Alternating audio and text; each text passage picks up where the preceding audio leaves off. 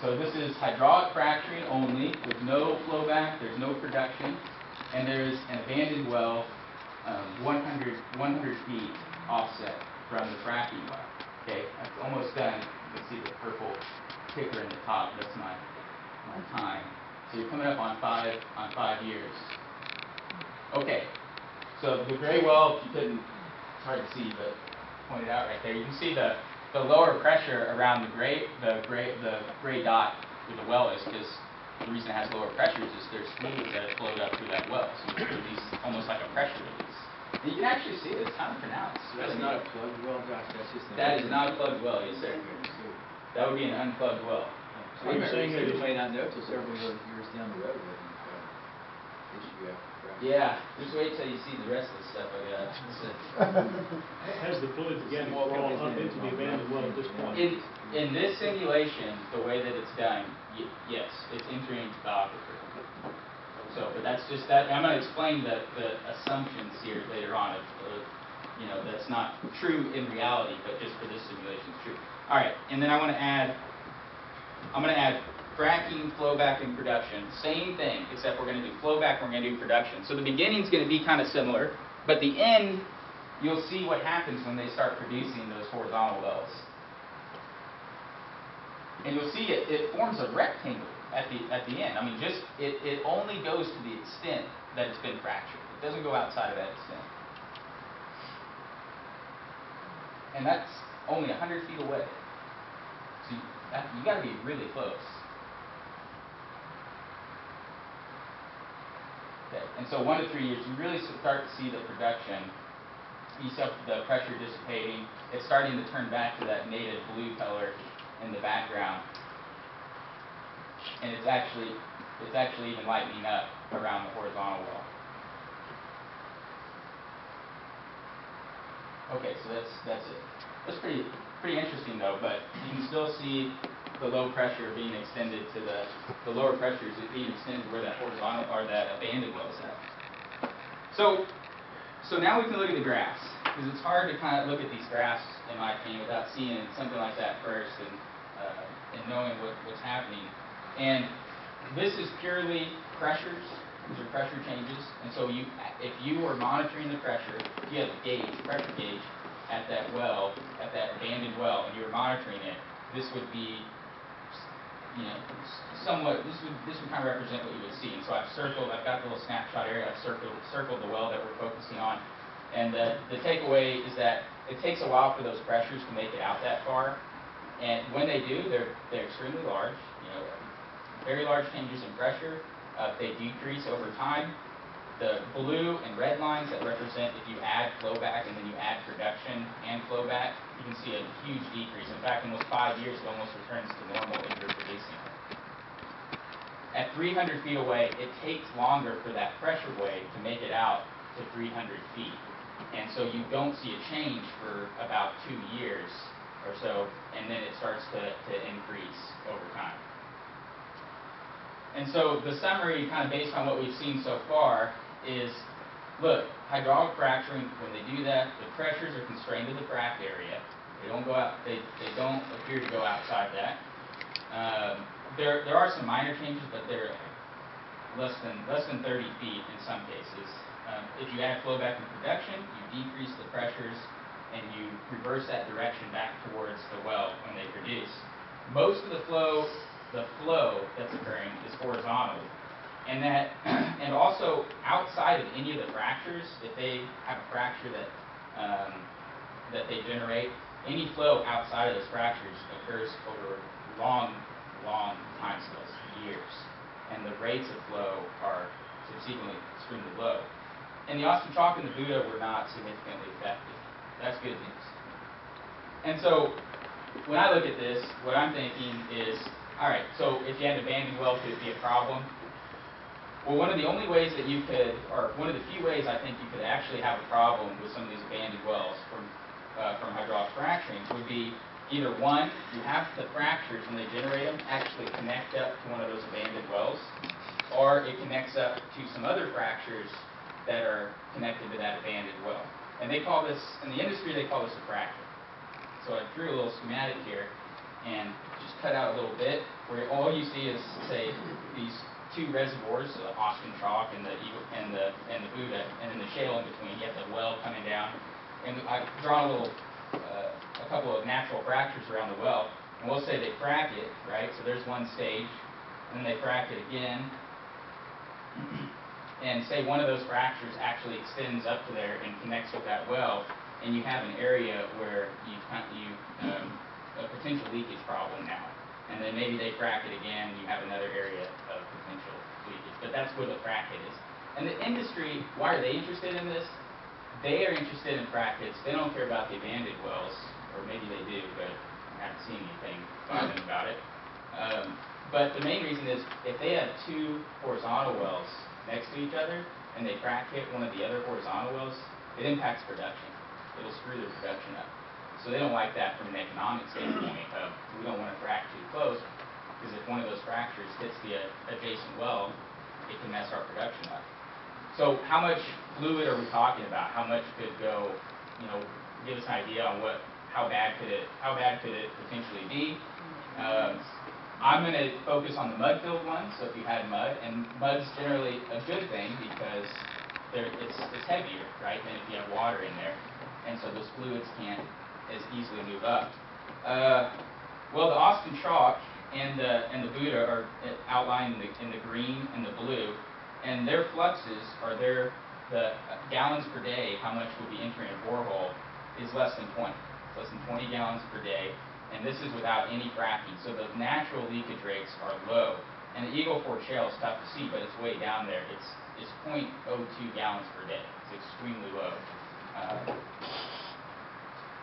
So after 5 years, if you had one of those wells, say in the Eagle Ford Shale, you're talking about, for mud, less than 40 gallons. It's a really low volume. It would be difficult to detect, and may not be a problem. And probably doesn't even make it up there because the leakage rates are so low.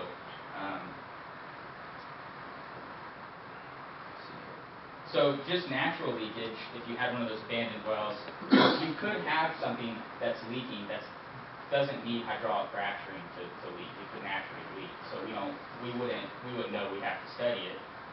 Smaller volumes, they depend on mostly the permeability of the formation that they're in, and it'd be difficult to detect. And additionally, the Eagle Ford Shale is overpressured, and so it has higher pressures. Fluids want to move into the Carrizo if you put an abandoned well there. Some of those other reservoirs, that's not the case, and so you'd have to evaluate that. So if you have fracking, it's going to look similar to those pressures that we looked at earlier. So you have your green line is just fracking, your blue line is if you had flow back, your red line is if you had production. You can see those decrease the amount of flow coming up through the well. And so at 100 feet, you might have a really low flux, a couple of gallons a day, and it could increase up to 20 gallons a day, and then it's going to decrease over time. If they're producing at the well at 5 years, it's almost going back to very little for the original rates. 300 feet away, extremely low fluxes, less than 5 gallons a day. You can see it increases with time. The amount flowing through the borehole increases with time, but it's not that much. It doesn't go past 5 gallons. It goes from maybe 2 to 4.5 gallons. So after 5 years, if you had something 100 feet from the horizontal well, and production is the most likely case for most of these, so I'll just use that. But that's about 20,000 gallons over 5 years. About 15,000 if it's mud filled. And at 300 feet, you see that huge drop. I mean, you have to be really close for it to be a problem. And at 300, or to be it's a much larger problem if it's closer. 300 feet away, it's less than 5,000 gallons over 5 years. So it's a slow leak. It's a slow leak. And so fracking near abandoned well summaries, well, how much leakage that could go through one of those wells depends on how close you are to fracking and also the characteristics of the abandoned well. If it's plugged, it's going to be fine. If it's properly plugged, it shouldn't be a problem. And so we're examining cases where it's not. And these leakage volumes that I've put in there, and something to keep in mind is those are the upper limits, but it gives you an idea. Those are the most conservative limits to the amount of leakage that could be coming through there, because we make a couple of assumptions, and those volumes that are entering those abandoned wells, they don't necessarily make it to the aquifer in reality, because if you have mud inside that borehole, any fluids coming in, they've got to move up through that mud or displace it. And so one of the big challenges, I think, is that, or one of the big things I think you would see if this did happen is you'd be most likely to see a blowout, where it's almost a one-time event where you blow everything out of that column right when they frack it. And whether we can catch that or not is a question. Hydraulics fracturing. So what's my stance on it after looking at all this? It can pose a risk to groundwater, but a series of unique conditions need to be met. And these are, each one of these is unique. And abandoned well proximity, you have to have an abandoned well that is in the Eagle Ford Shale. And you have to have it not only there, but it has to be within that frac zone. Then you would have to have a fracture. So they have to frac next to it, you have to have a fracture connect up to the abandoned well to initiate leakage. Then you've got to have a way for those fluids to make it through the borehole, up through the borehole, because you've got 5,000 feet of borehole you need to go up. Then you have to have a way for it to get in the aquifer. And so you have to have, in our case, you have to have a converted well. You have to have a pathway for it to go out into the aquifer rather than just getting blown out of the top of the well. And so what do we want to look at in the future? Well, we have all the Railroad Commission data for the abandoned wells. We have the contacts for that. And we would like to look at the drilling history, the number of wells, where they're at, the characteristics, which are what we're primarily interested in, right? What is the age of the wells? What's the depth? And then which ones are converted? I think that's a big question. And that's crucial for evaluating two things. I think there's some really great overlap with a lot of what Southwest Research Institute is doing with the injection wells, which is great because that could help a lot in evaluating some of the locations. And then also future Eagle Ford wells. Crude oil's not doing too hot right now, but it's going to come back. And a lot of the leases that have been signed right now, in order to capture that lease, they've drilled the minimum amount of wells to capture the lease. In a lot of cases, not all, but in a lot of cases. And the ultimate prize is to go back there, and if you've only got, say, 3 wells on a 1,000-acre ranch or something, they want to go back there at some point, and they're going to drill the 7, 8, 9 more. That's the ultimate goal. Because you can see from the simulation, what's the zone of production? It's only the frac zone. They can't produce outside of it. So that you can think about how close you want to space your wells, and you could. I mean, there's a lot of crude left in the Eagle Ford. So this is written up and submitted, and it's hopefully going to be published. Otherwise, my wife is really going to be upset with me. And yeah, well, I'd probably be by myself probably. But no, it was Dr. Joe was extremely pleased with everything, and I think that it's really a good, when it comes down to risk, I think that what we found is that the oil companies say there's no way, right? There's no way it can happen. A lot of the hardcore environmentalists, they say it's a huge problem, and what we've seen is, it can happen. It absolutely, it's possible for it to happen, but it's got to be. You have to have you can't have something be really unique. You have to have a unique set of circumstances for it to occur. And I think they would agree, based on, since they've studied the frac hits, that the frac hits could be a problem. So, if y'all have any questions, anybody has any questions? Yeah. Did you run all the same numbers on completely open wells? Yes. Yeah. The open wells are a lot higher, but that is that was a how should I say, something that just needed to be done for posterity's sake, because I don't have any evidence that that's reality. that there is an open well out there that they also converted into a Carrizo well or David Jackson, whatever aquifer it is.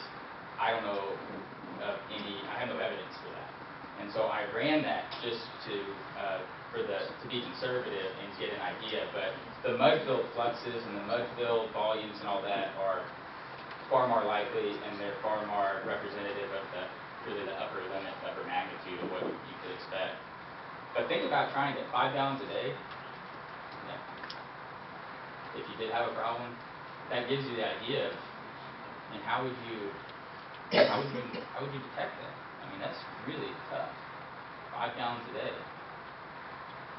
And if you had a monitoring well down gradient of that, or somebody's water well down gradient, how long would it take before it would impact them? And then at that point, you realize you have a problem, and you've got a huge area that is, potentially unusable.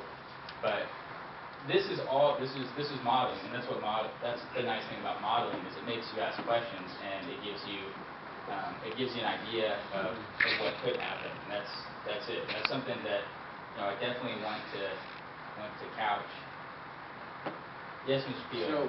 So the Austin chalk wells are really not an issue. You have to get Eagle Ford or deeper. Yeah, so it would be the Austin chalk wells that were drilled into the Eagle Ford. A lot of times they did that on purpose. The first Austin chalk wells we were drilling were the 1930s, and the first Eagle Ford wells were the 20s. I was thinking of the horizontal Austin chalk wells. Oh, the horizontal ones? Yeah. Yeah, those are probably not in the Eagle Ford. I've looked at a lot of those logs, and their main thing is the base of the Austin. They're trying to find fractures and faults and that sort of thing, and so they're drilling along there horizontally and trying to intersect those to produce oil from those zones. And they didn't go into they may have dipped down into it for a little bit, but yeah, the vertical ones were the ones. Fracturing in Eagle Ford really doesn't creep into the Austin. No. And it's a good thing. And each basin is different. See, if you go to the Barnett Shale, around Dallas, well, those fractures, they don't have an Austin chalk sitting above the Barnett where it can block those fractures and form. So their fractures go a lot higher. And so there may be a larger zone of potential impact. But down here, at least, it's a good thing. It's great that you got the chalk, and you got the Buddha, and nothing goes outside of it. But that whole Eagle Ford is fracked, just kind of like a big rectangle. And it's I know what it is in square meters, but the area is about 400,000 square meters. So I don't know, what is that in acres? About 10 square feet per square meter, so. There you go. What Jay said. Josh, Yeah. I'm sure there's a lot of old abandoned wells out there that nobody has any record of. The Railroad Commission doesn't have any record of. And does anybody really know a guesstimate as far as how many old abandoned wells are out there that nobody knows about? Yeah, I know that they've drilled. I know the basics, which is they've drilled about 1.1 million in Texas. The first one was in 1866, and probably everything from 1866 to 1960 or something. There might be some questionable, logging practices and drilling practices, but I don't know the answer to that. And I don't think the Railroad Commission knows the answer to that either. Because when we went to the Railroad Commission and talked to them, and that was the big question: is did they look at how close the wells were when they fracked? And they don't. They don't look at that. They just look at was it abandoned. They don't look at was it properly plugged or anything. They just see, oh, it's an abandoned well.